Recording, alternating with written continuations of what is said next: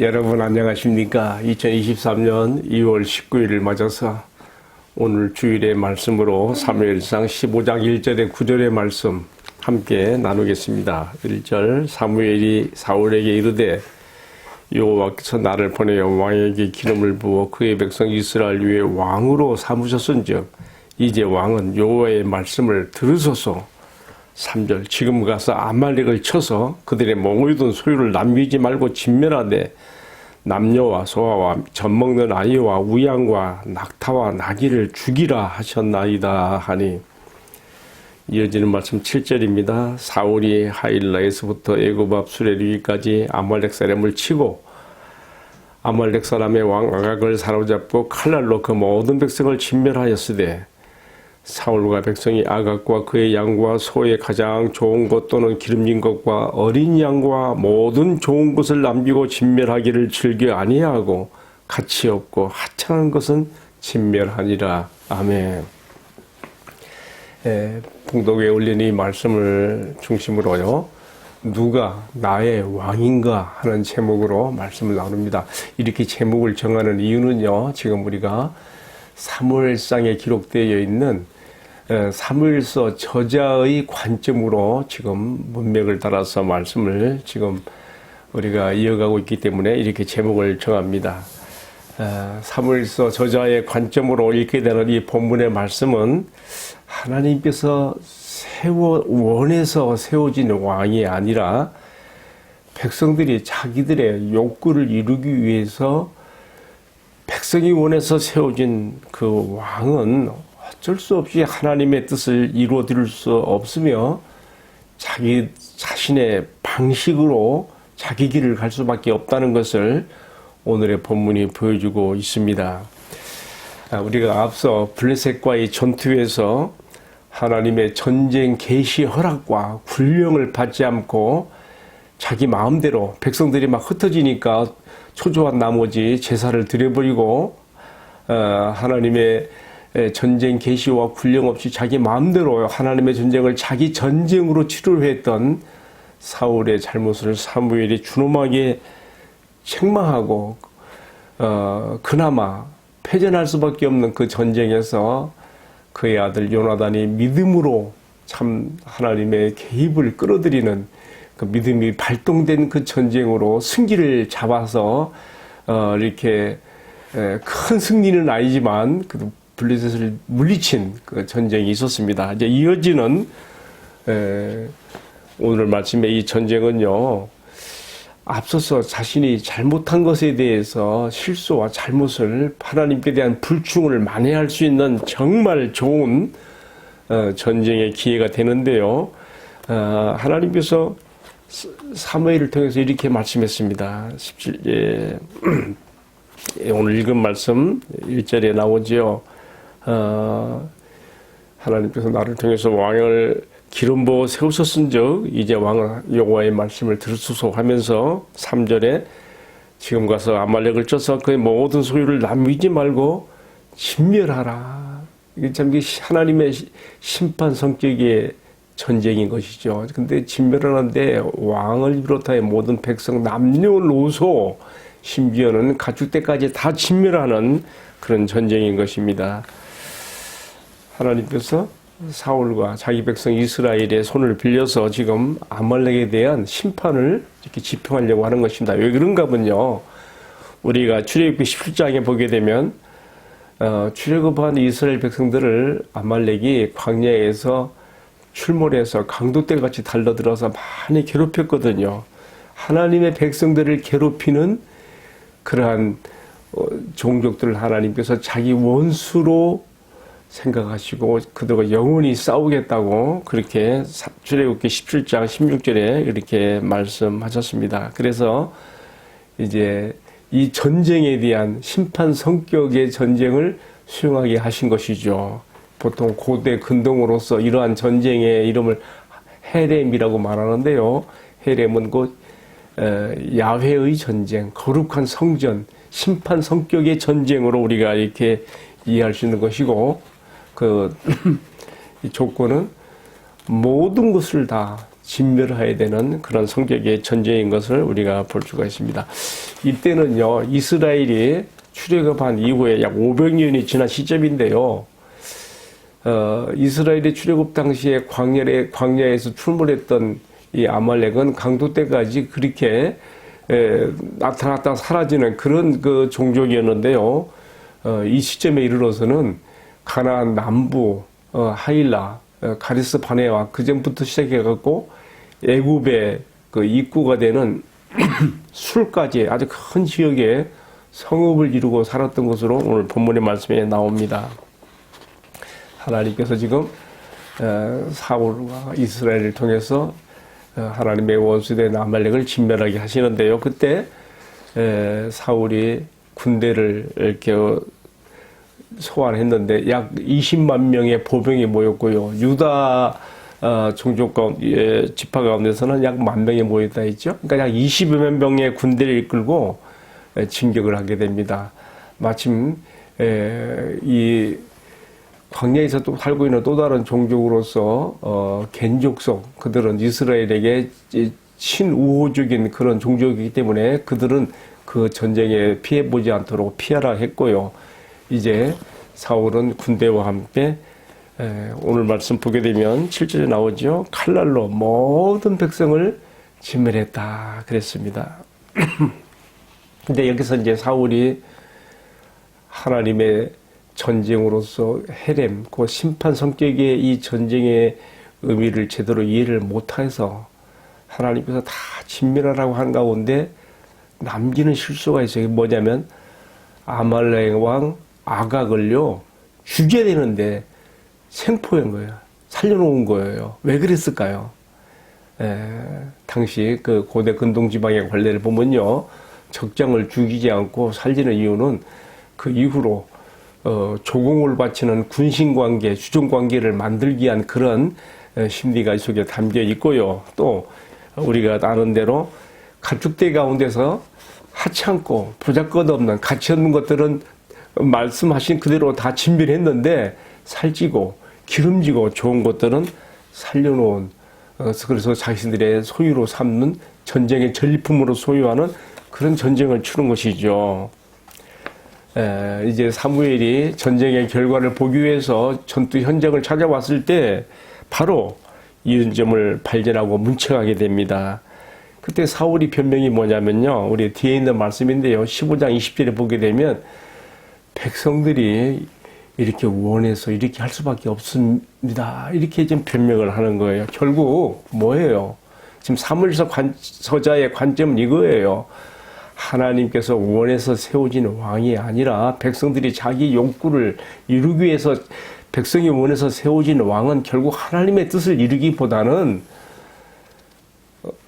자기 방식대로의 길을 가며 백성의 말을 따라서 타협하며 갈 수밖에 없는 그러한 왕이 될 수밖에 없다는 것을 보여주는 것이죠. 하나님의 원칙보다 상황과 신령 노선의 타협을 따라가는 이 사울왕의 모습에서 우리가 다시 한번 이 점을 발견하는 것입니다. 하나님께서 원해서 세워진 왕이 아니라 백성들이 자신들의 요구를 이루기 위해서 세운 그 왕의 한계가 바로 이렇게 나타난다고 하는 것을 우리에게 보여주면서 이제 오늘 이 말씀은 우리에게도 아주 귀한 교훈으로 적용이 되는 것입니다. 먼저 첫 번째 적용으로서요, 헤렘의 대상으로서 이스라엘이 진멸해야 됐던 아말렉에 대한 그 전쟁, 오늘 우리 신약 시대에 하나님 백성된 우리들에게 어떻게 적용해야 될 것인가 생각해 볼 필요가 있습니다. 사울과 이스라엘 군대는 헤렘 곧 심판 성격의 전쟁으로서 진멸을 뜻하는 야훼의 전쟁, 거룩한 성전을 제대로 이해를 못했습니다. 그래서 이 전쟁을 일반 전쟁의 성격으로 착각하고 전쟁의 전리품을 취하는 것 같은 사적 욕심을 채우는 우를 범했습니다. 마치 이스라엘이 여호수아의 영도하에 여리고성을 무너뜨리고 공격에 들었을 때 역시 그 전쟁도 역시 헤렘의 성격의 전쟁이었거든요. 하나님께서 그들뿐만 아니라 그들에 속한 모든 것, 가축대는 물론 모든 소유까지도 다 진멸을 하였거든요. 근데 아간이 탐심이 활동해서 거기서 신할의 그 산의 애투 두볼과 또 금 덩어리들을 이렇게 숨겨놓는 그런 탐심의 죄를 짓지 않습니까? 지금 똑같은 우를 지금 이스라엘이 사울과 백성들이 더불어 함께 이 죄를 범하게 된 것이죠. 자, 다시 말하면 헤렘으로서의 이 진멸의 성격을 가진 전쟁의 의미를 이해를 못했다는 것입니다. 자, 그렇다면 여기서 우리가 생각해 봐야 돼요. 왜 하나님께서 여러 종족들 가운데서 왜 하필이면 아말렉에 대해서 이렇게 특별 취급하시며 하나님의 원수로 여기시고 진멸하도록까지 진멸하라고 치라고 하신 것일까요? 참 그 점을 우리가 궁금하게 생각합니다. 그러면 신약으로 들어와서 하나님 백성들 우리들에게 하나님께서 하나님의 원수로 여기시는 것, 그래서 우리로 하여금 진멸하도록까지 죽이라고 하는 것, 그럼 뭐가 있을까요? 저는 오늘 말씀 묵상을 하면서 특별히 로마서 8장 7절과 13절을 생각하게 되었습니다. 로마서 8장 7절에 보게 되면요, 하나님의 원수된 것이 있어요. 육신의 생각은 곧 하나님과 원수가 되나니 그랬거든요. 이는 하나님의 법에 굴복지 아니할 뿐 아니라 할 수도 없습니다. 구약의 아말렉으로 상징된 그 죄의 뿌리가 어디에 닿아지는가? 신약으로 들어와서 육신의 생각, 곧 하나님의 법에 굴복지 아니하고 하나님의 뜻에 저항할 수밖에 없는 육신의 생각을 우리에게 신약에서 우리가 마음에 관념에 두어야 될 그러한 죄로서 육신의 생각을 이렇게 말하고 있는 것입니다.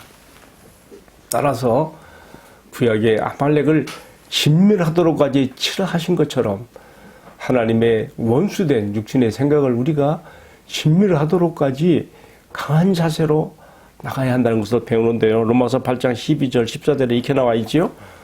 그러므로 형제들아 우리가 빚진 대로 내 육신에게 져서 육신대로 살 것이 아니니라. 너희가 육신대로 살면 반드시 죽을 것이로되 영으로서, 여기 영은 성령이에요. 성령으로서 몸의 행실을 죽이면 살리니 무릇 하나님의 영으로 인도함을 받는 그들은 곧 하나님의 아들이라. 아멘.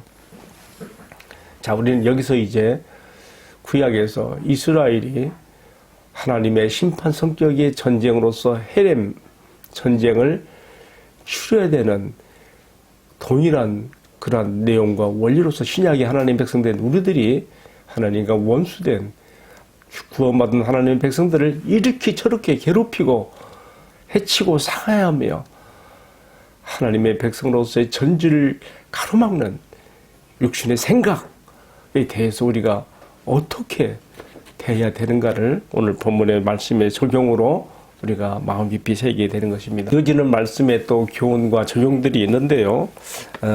두 번째는 아말렉에서 묻어나오는 탐심의 죄를 경계하는 것.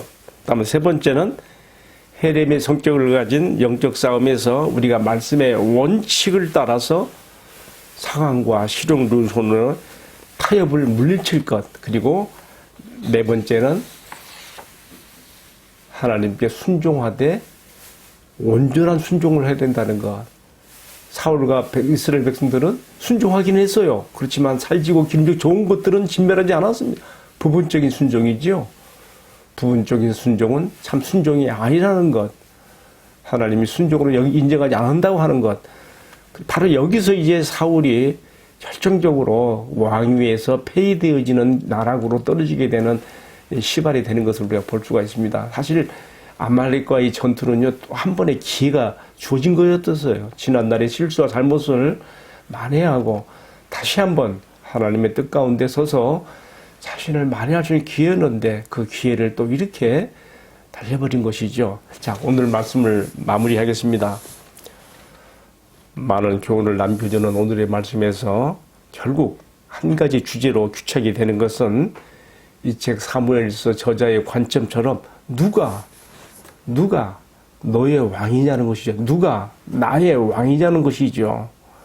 하나님께서 원에서보다 백성들이 자신들의 욕구를 이루기 위해 세워진 왕은 결국 하나님의 뜻을 이룰 수가 없고 도리어 하나님의 백성들의 뜻을 따라 타협하는, 그래서 함께 죄를 짓고 함께 불법에 떨어지는 것을 보여준 오늘의 말씀에서 나는 나의 진정한 왕으로서 하나님과 그의 말씀의 통치와 다스림을 받는 진정한 하나님의 백성인가? 다시 한번 자신을 돌아보게 하는 것입니다. 결국은 내가 나의 주이고 나의 왕인가? 아니면 나의 진정한 나의 구원자시며 나의 왕이신 하나님과 그의 말씀에 내가 복되신 다스림을 받는 백성인가를 물어보고 있는 이 사무엘 오늘 15장의 말씀을 함께 묵상했습니다. 기도하겠습니다. 아버지 하나님, 구약에 나타났던 아말렉의 존재, 곧 하나님의 원수가 되어서 하나님께서 대대로 싸우시며 천하에서 그 이름을 교만하리라고 하신 그 원수가 오늘 신약에 하나님 백성으로 살아가는 저희들에게는 바로 육신의 생각이요 하나님의 법과 뜻에 저항하는 끈질긴 육신의 여러 가지 죄악들인 것을 우리가 생각해 보게 되었습니다. 기도하옵나니 내가 나의 주인이 되고 나의 왕이 되어 나갈 때는 현실과 타협할 수밖에 없지만은 하나님의 심판 성격의 헤렘의 전쟁의 정신을 가지고 우리가 육신을 복종케 하며 하나님의 뜻이 온전히 이루어지게 하는 것에 우리 자신을 들을 수 있도록 은총을 나려 주옵소서. 오직 주의 말씀의 다스림 안에서 우리의 행복과 우리의 복된 삶을 누려가는 저희들 되게 하여 주옵소서. 이 모든 말씀을 존귀하신 우리들의 주님 예수 그리스도의 이름으로 기도하옵나이다. 아멘. 예, 마쳤습니다. 감사합니다.